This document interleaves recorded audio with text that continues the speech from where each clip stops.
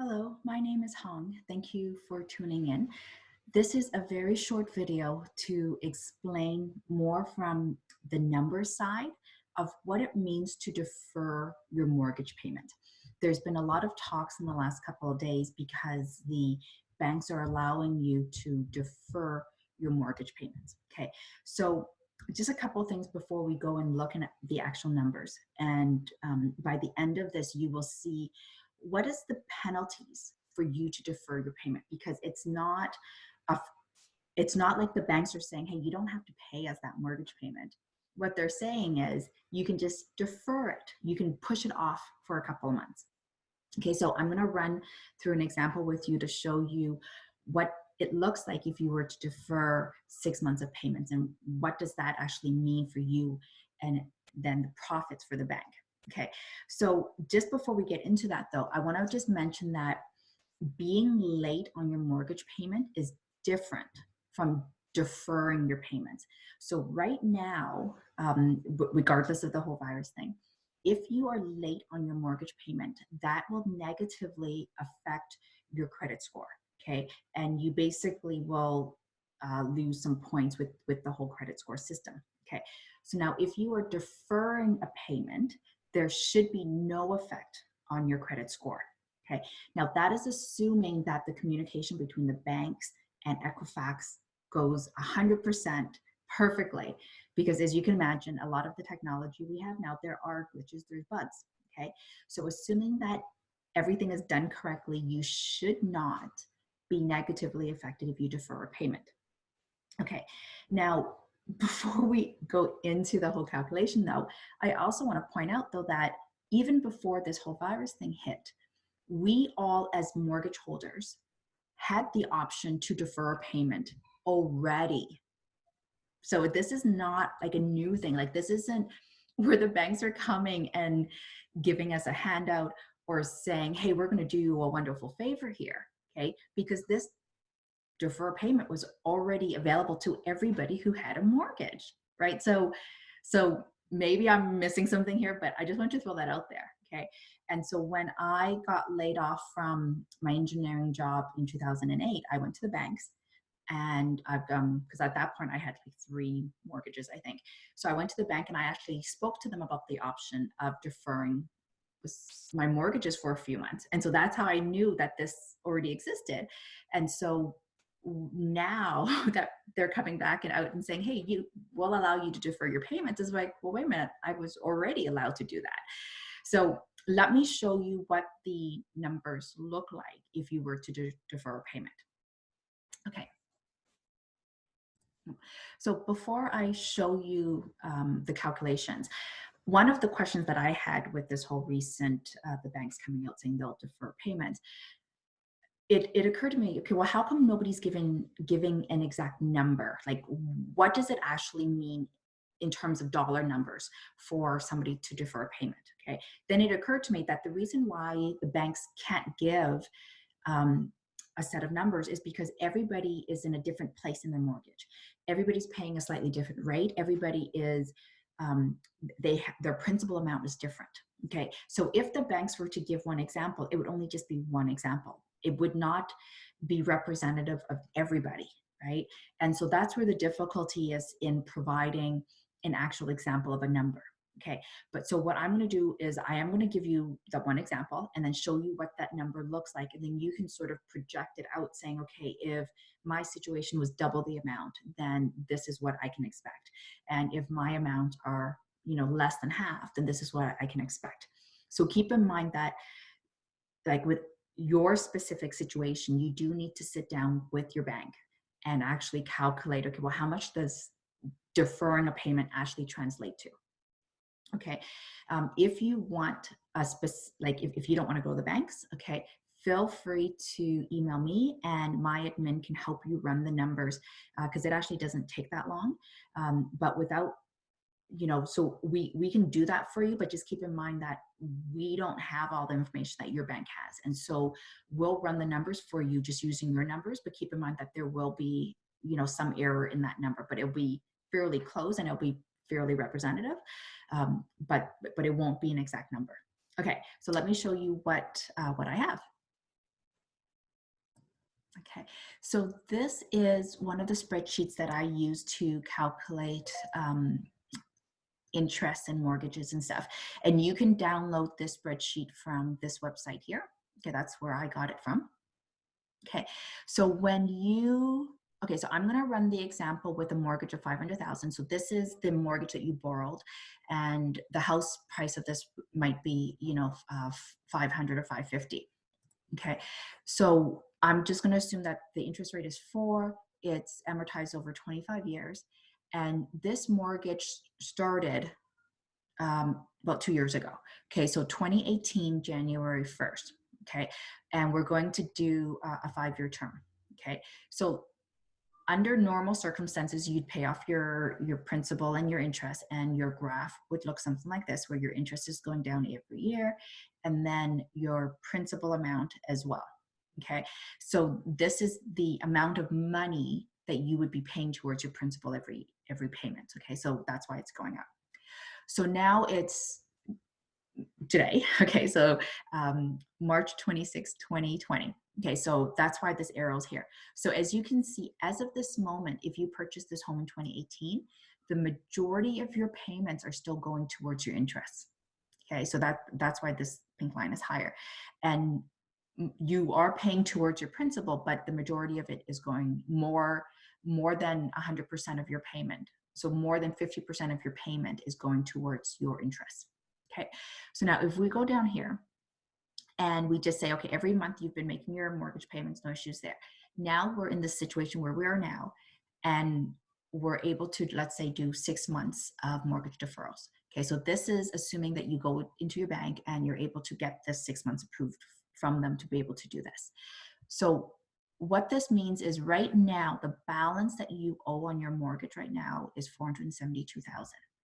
Okay, so this is an important number to keep in mind, because when you defer your mortgage payments, the interest that you would have paid on each month, you still have to pay that. So that interest payment now gets added to your balance. Okay, so in the green is the missed payments that we're going to be making, the missed payments that we're not going to be making. Okay, so each month you can see, okay, 1,561, 1,558. All of those interest payments, okay, get added together and get dumped to the 472. Okay, so what I did was I just quickly said, okay, well, how much is the 6 months worth of interest worth? So what I did was in my spreadsheet, I just said, okay, so that equals 9,318. So the bank is going to allow you to defer making your mortgage payments. Okay, so the interest portion only, okay, is 9,318. So now what's going to happen is that this 9,318 is going to get added to your 4,072. Okay, and then basically you're going to be starting from that point and then paying that off again. Okay, so now what does that look like? Okay, so I took the same spreadsheet, okay, and I ran it based on that scenario. So what I did was, now at this point here, your 500,000 that you had as a mortgage would have been paid down to 472,451, plus your new 9,000, okay, of interest that you deferred. Okay, so that amount now, your loan amount now on your mortgage is 481,000. Okay, you're still going to be paying 4% off in your term, so you have 23 years left on your amortization. Okay, so your amortization is still the 25 years, that doesn't change. So now the balance at the end of your 3 years, because you already had been paying 2 years of your mortgage already, right? So there's only 3 years left in your term. Okay, so at the end of your 3 years, you're gonna owe $440,000 to the bank. Okay, so how did this compare to the original scenario? Okay, so this one is the with the new interest built in. So if I go back to your original scenario, if you were not to defer it, okay, your balance after 5 years would have been 435,000. Okay, so you might say, okay, well, Huong, you know what? That's only a $5,000 difference, right? Or 5,500. That's not a big deal. Okay, so you're absolutely right. So if you were to defer your payments for the 6 months, you would owe the bank $9,000, And at the end of the 3 years, like, so when you finish your term, you would only owe $5,000 more. No big deal. Okay, so now here's where the interesting point comes in. Okay, is that at the end of your entire mortgage, right? So at the end of your 25 years, okay, you would have paid in this calculation here 253,000 in interest. That is just the interest amount. Okay, so keep in mind, like, that's how the banks make their money on the mortgages, right? Is that you end up paying for your entire home plus half of another home. Okay, so they're making like they're making a lot of interest on you. Okay, when it comes to that. Okay, so that's nothing new. Okay, so now what is the interesting point here is about deferring your payments. Is that when you defer your payments, okay, in this case, it looks like, oh, okay, well, the interest I would have paid was 253 compared to the original scenario where if you didn't defer any interest at all, you would have paid 289. And you're like, well, Huong, it looks like I'm actually paying less interest, but no, it's not. So in order to make this number show you how the numbers worked, I took, instead of starting at your 500 plus the 9,000, I started at 481, right? And instead of going out all the way and renewing it for again at 5 years, we're still saying you still pay it off in 25 years. So here's the interesting thing. Your mortgage, your last payment on this mortgage is now in 2043, where it was originally at 2042. So it is now taking you an extra 9 months to pay off this mortgage. So you took a 6-month deferral, okay? So that's fine, 6-month deferral, but it's costing you an extra 9 months in mortgage payments, okay? So that's the first thing to keep in mind.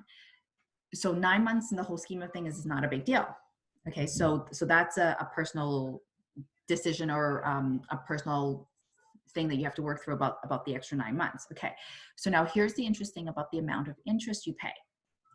So this 253,000 is less than the 289, but that's because we have not included the 2 years of interest that you've already paid before deferring. Okay, so what I did was I went over here and I said, okay, let me add in the total interest of 253,000 plus the interest that you would have paid in that 2 years.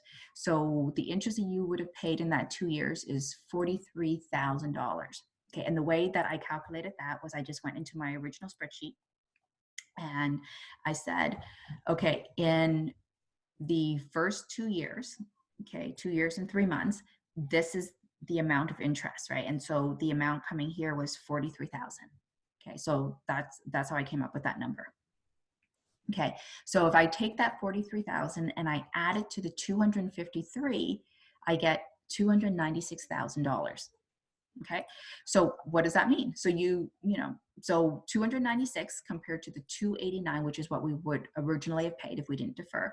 So that's a difference of almost 8,000.